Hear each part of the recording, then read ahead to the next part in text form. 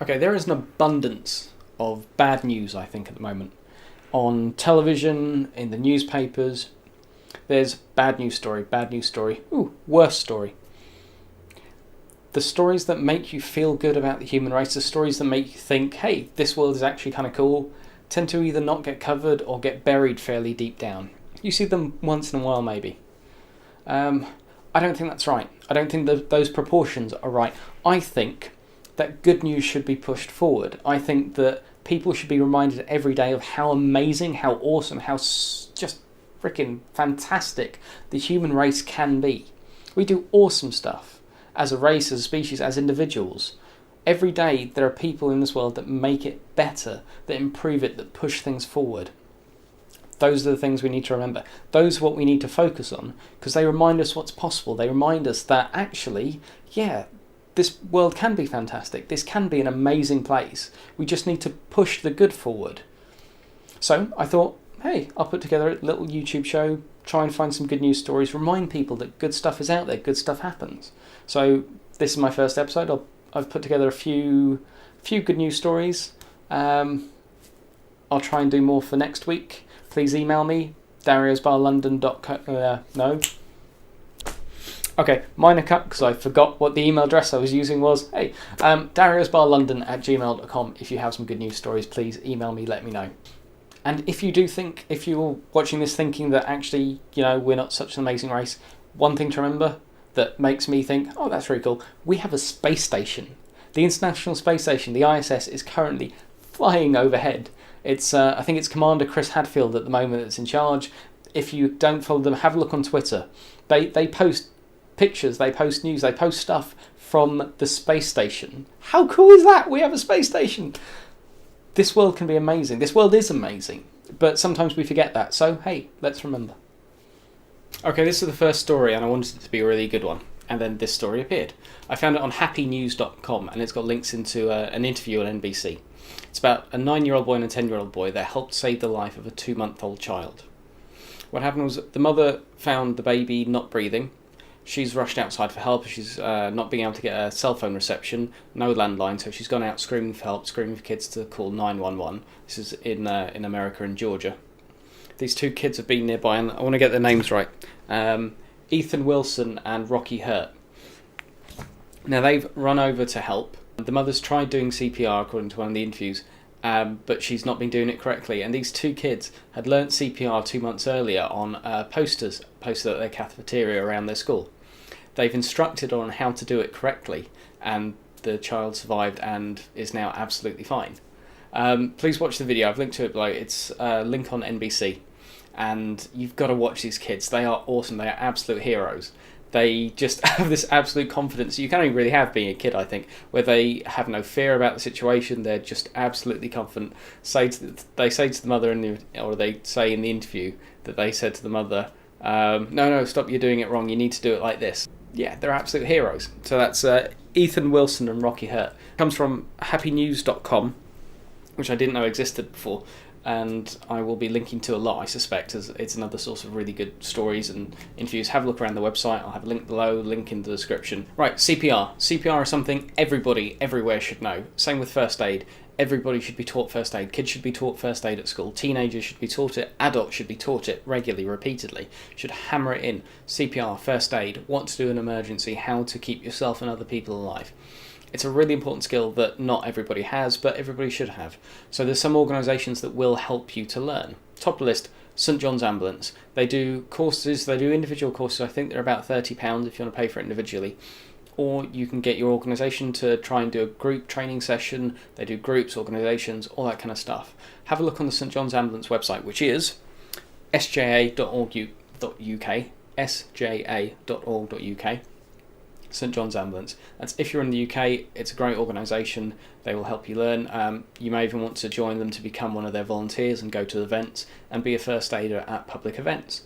They came in really handy during the Olympics and during any big events in London. They always get used. New Year's, every year, you'll see St John's Ambulance volunteers there helping people in need. It's a fantastic thing. Check it out. Go on a course and let me know if you do.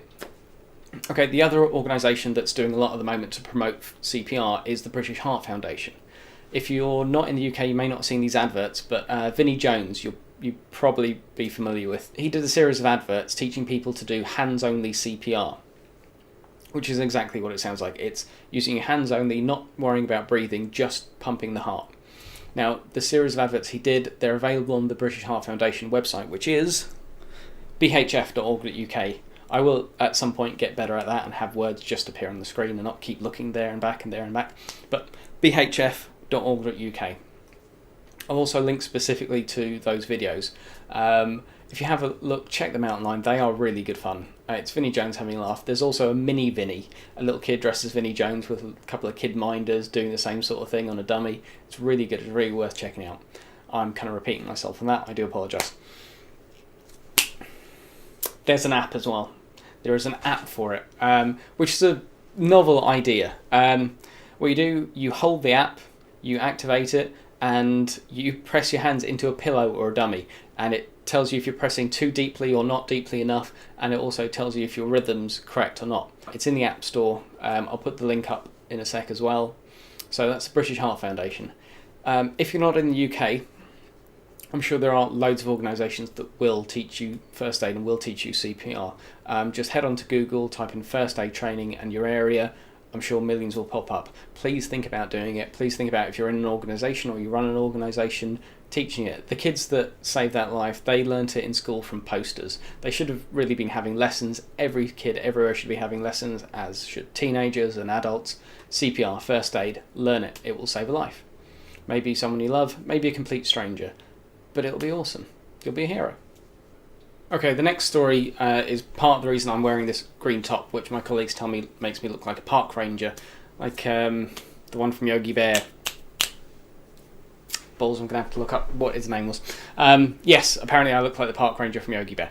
So it seems appropriate that I'm telling the story wearing this. Okay, the second story is one close to my heart. I love London Zoo. I think it's an incredible place. They've really improved it so much since I was a kid. I've been going and I've constantly seen the buildings and the structures and everything in there become just better and better. The way they interact with the kids now is fantastic. All the demonstrations. I go there as an adult and I absolutely love it.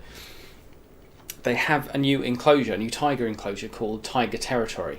I've got the sizes written down here. It's 27,000 square feet or 2,500 square meters, which sounds massive. I have no idea. I can't actually picture how big that is, but it's 5 times bigger than the enclosure was. So if anybody's been down there, picture 5 times bigger.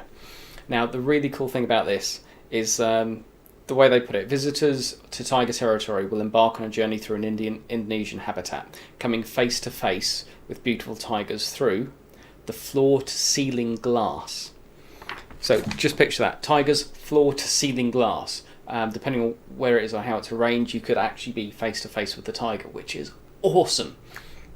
Now, London Zoo do loads of conservation work, and what they're hoping is through this they'll be able to breed these tigers, these Sumatran tigers, and they'll learn about better ways to help them in the wild and better ways to help conserve their species. So the money raised through ticket sales and stuff, that will go to help their conservation efforts. They do loads of conservation stuff worldwide.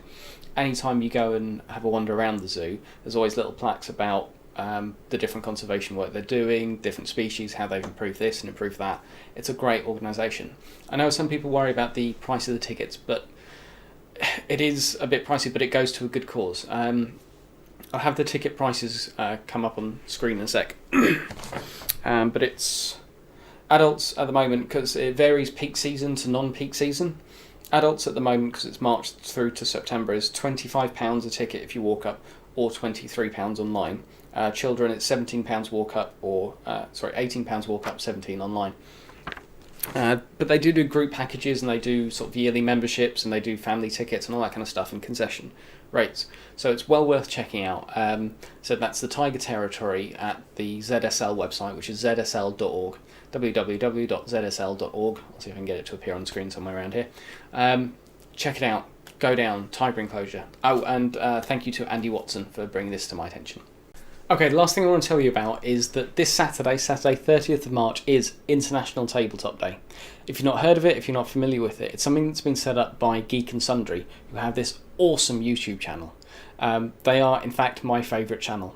better than Sky, better than any of them. Geek and Sundry, check it out on YouTube. They have some really cool shows like Sword and Laser, which is a book review show. They interview authors. They interviewed Jim Butcher recently, one of my favourite authors. It's great.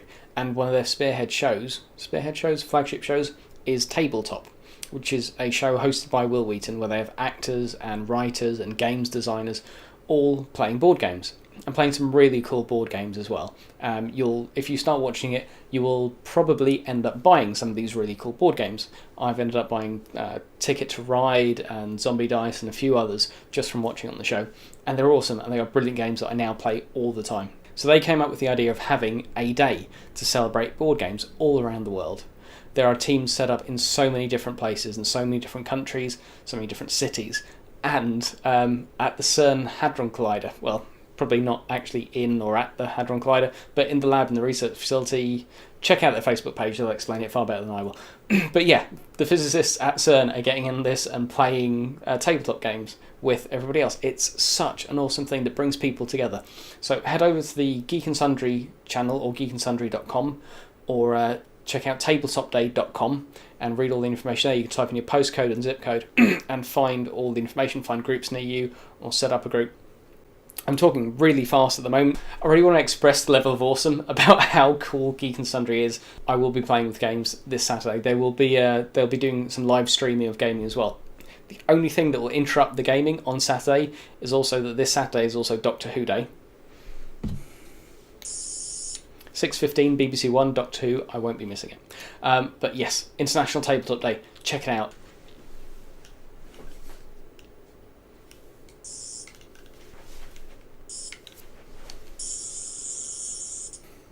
So, Geek and Sundry, Tabletop, International Tabletop Day. Go check them out, they're awesome. Okay, that's it for episode 1. Hope you liked it, I hope those stories made you smile. If you've got any good news stories, please email me, dariosbarlondon@gmail.com. If you've got any advice, if you want me to wear better shirts, please email me, let me know, get in touch. Thanks very much. Bye-bye. It was Ranger Smith in Yogi Bear. Ranger Smith.